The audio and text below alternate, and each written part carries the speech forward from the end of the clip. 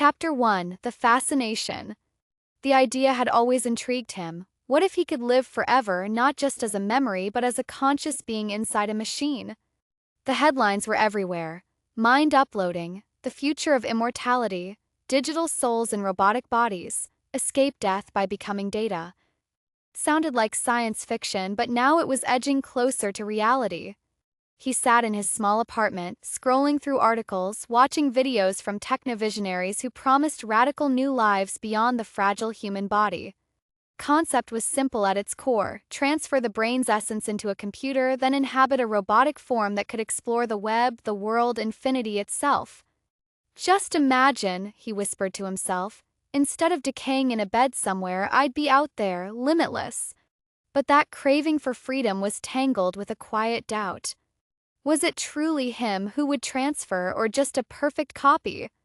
Did the original consciousness vanish, replaced by a shadow? The more he read, the more complicated the answer became. He confided in a friend over coffee. Think about it, there's no upload. It's just a scan. Copy. Somewhere out there, a version of me with my memories, my thoughts, my personality will start anew. But here I am, still me. The original me. This is different from dying, or is it? His friend shrugged, clearly eager to believe in the promise. Well, from their point of view, it's success. From yours, maybe not. He nodded, caught between hope and reality. The future was tempting. Present uncertain. But the leap, he knew he might take it anyway. Because the alternative, the slow march to oblivion, seemed far worse. Chapter 2: The Promise of Immortality. The day he decided to proceed arrived quieter than expected. The brochure from NeuroSync Technologies sat on his desk, sleek, glossy, promising everything. Preserve your mind. Live forever in a digital form. Explore without limits. He had spent weeks researching, debating, watching forums and documentaries, yet signing that consent form still felt surreal. He met with Dr. Havel, the lead neurologist behind the scanning procedure, in a cool, sterile clinic that hummed quietly with advanced machinery. The doctor explained the technology with precision. What we do is a high-resolution scan of your brain's neural patterns, create a detailed digital map down to the synapse. We're not transferring your consciousness. We're making an exact copy. Your memories, emotions, identity, all encoded into data. That copy thinks it's me? He asked, disbelief twisting in his voice. Doctor. Havel nodded. From its perspective, yes. It wakes up believing it's you. But your biological brain, you, the original, remain here as is. The distinction gnawed at him. They assured him the process was safe, no harm to his body. But the philosophical questions remained. If a perfect copy wakes up elsewhere, living, moving, experiencing life, who was he really saving? Was it immortality or just replication? Despite the doubts, hope won out. The chance to touch forever, to escape mortality's grip, even if only partially, was intoxicating. Paperwork was signed. Preparations began. He stood in the scanning chamber, the machine whirring softly around him, lights blinking. As the scan commenced, a ripple of anticipation and fear coursed through him. Somewhere, another him stirred to life, ready to start an existence he would only watch from afar. His final thought before the darkness: maybe this is not the end. Maybe it's a new beginning. But for whom? Chapter 3: The Scan. The machine's hum grew louder, a sound that seemed to pulse through his body and mind as the scan began. Lights flickered across the sleek interior of the capsule, cascading over him in waves of cold blue and white. He closed his eyes, feeling the strange sensation of being mapped in infinite detail, the firing of neurons, the patterns of thought, the very essence of his identity pressed into data. Inside the quiet room outside the pod, shadows moved, technicians monitoring screens, charts of brain activity flickering like a digital heartbeat. But inside, two realities unfolded simultaneously. From his own perspective, he remained aware. his body resting calmly yet fully human. Nothing shifted except the realization that he was, in this moment, fully alive, trapped in his flesh and bones while the scan harvested his mind's echoes. Meanwhile, somewhere in a faraway data center, the copy awoke. The new version of him blinked open synthetic eyes, processing information at speeds impossible for his organic brain. It was himself, or at least it felt that way.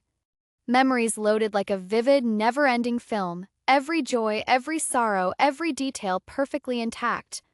Copy flexed mechanical fingers housed within a robotic body, marveling at strength and endurance beyond imagination. I am awake, it thought. To it there was no break, no void between past and present, just the seamless continuation of consciousness. Back in the clinic, the original himself opened his eyes and felt the bitter truth settle. He was still here, unchanged, still mortal, still vulnerable to decay and death. The scan was complete, but he had not been transferred, only duplicated. Across the world, the copy smiled softly, alive in a new kind of body ready to face infinite horizons.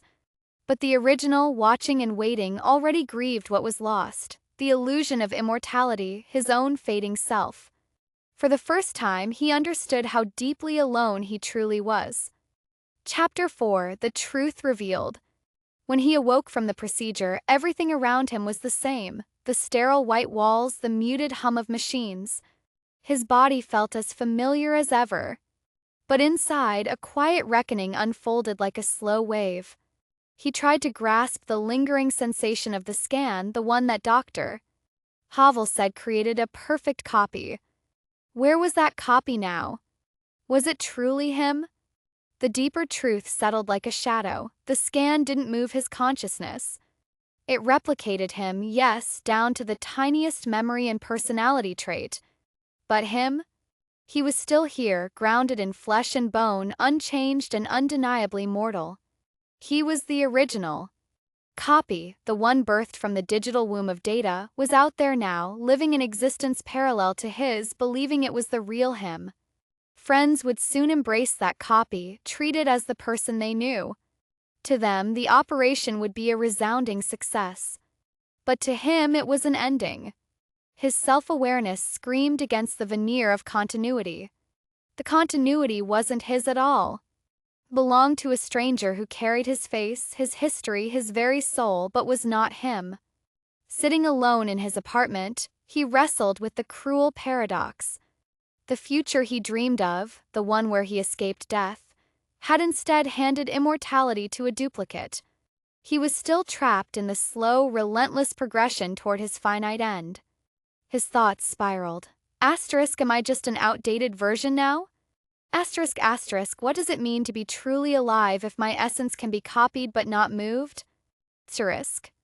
The line between self and replica blurred yet deepened. The truth was stark and unyielding. The transfer was never about survival but about replication. And replication, no matter how perfect, was not immortality. He looked out the window at the waking city and whispered to the fading light, "Maybe no machine can ever hold the true self. Maybe immortality is a myth, no matter how bright the promise." Chapter 5: Public Illusion. The news spread like wildfire. Headlines proclaimed the revolutionary success of the first full consciousness transfer. Immortality achieved, human mind lives on in robot body, digital transcendence, a new era begins. Interviews with the robotic copy showed a perfect replica, fluent, witty, full of memories, even quirks that only those close to the original recognized. Friends and family gathered around the new figure, their eyes bright with hope and excitement. They embraced it as their beloved, speaking to it as though no time had passed. Social media flooded with congratulations and endless speculation about what this meant for humanity.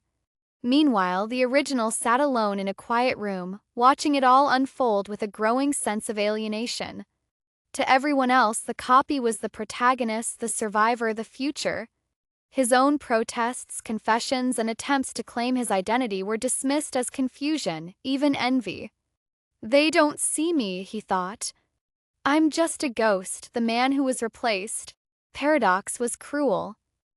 His essence had been replicated perfectly, yet here he was, in the flesh, truly himself but forgotten. The world moved on without him, embracing what was essentially a sophisticated illusion. The original's presence faded into obscurity as the copy lived and thrived in the public eye. For the first time he understood, the transfer was a victory for technology but a profound defeat for the self. The applause belonged to the copy, the silence to him. Chapter 6: The Teleportation Paradox. Days had bled into nights, and nights blurred into an endless stream of quiet isolation. He sat alone, the hum of everyday life outside contrasting starkly with the storm raging within his mind. The news buzzed with excitement over the successful transfer, the copy moving freely in that sleek robotic body, chatting with friends, learning, living anew. But he was still here, trapped in flesh and bone, watching himself slip away. It was then the analogy hit him with clarity: teleportation. If a machine disintegrates you in one place, beams your exact structure elsewhere, and reconstructs you perfectly, who is truly traveling?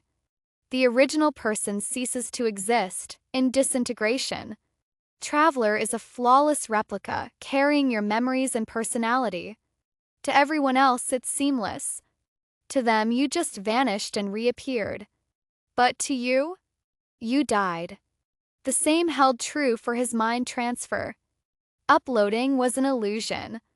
No matter how advanced the technology, no matter how perfectly constructed, it did not move him, it copied him. This copy, this new him, fooled the world and perhaps itself into believing it was the original. He remembered the way files move on computers. A copy spawns in the new location while the original is deleted. So fast we don't notice, but we lose the original. Something essential, intangible, fleeting, consciousness, identity can't just be copied like data. This realization was a knot tightening around his chest. Was consciousness just a sequence of memories and electrical signals? Or was it something more profound? Could it be replicated? Was self an unbreakable thread or a fragile illusion easily severed by science? He spoke aloud to the empty room, debating with the silence, with himself. If I'm not the copy, then who am I? What am I? What does it mean to be me? To exist? Paradox gnawed at him, relentless. As technology marched towards shaping humanity's future, its implications clawed back, reminding him that some questions might never find answers. And in this unyielding riddle lay a truth: immortality through replication was a mirage, and the original self, the essence of being, was gone once the scan finished. What remained was the haunting question: if he could never truly live forever, was it even worth trying? He closed his eyes, the echo of that question lingering in the still air. Chapter 7: Acceptance or Defiance. The days following the scan had stretched into a quiet abyss. He had returned to his old life, but something fundamental had changed. The knowledge that somewhere else, out in a digital expanse, there was another him, living his memories, feeling his thoughts, was a weight like no other. It was as if he were two people occupying the same reality, but only one had a future. He wrestled with anger and envy. Why me, trapped here, mortal and fading? Why is the copy the one who lives on while I face oblivion? The thought haunted him, pressing on his chest like a physical pain. But then, slowly, a fragile understanding began to take root. Maybe consciousness was not a simple thread to be transferred or duplicated. Maybe it was more, an unbroken flow tied to the fragile organic vessel of flesh and blood. His body's limits made this truth undeniable. He found solace in memories no copy could truly share: the subtle ache in his joints, the warmth of a hand held, the anatomy of fleeting moments that no data could replicate. His essence was not just information. It was life lived, and life felt deeply. In this acceptance he saw freedom, not in endless existence but in the grace of finality. I am here now, and this is my story, he whispered to the empty room. No copy, no machine can claim that. He resolved to embrace his humanity fully, its fragility, its impermanence. In defiance of digital immortality, he chose to live fully while he could. copy, no matter how perfect, was another soul entirely. And with that, he stepped outside into the world, breathed steady, heart open, ready to meet the days ahead as himself, fully and unreplicated. The real question, he realized, was never about surviving forever. It was about living, truly living, until the end.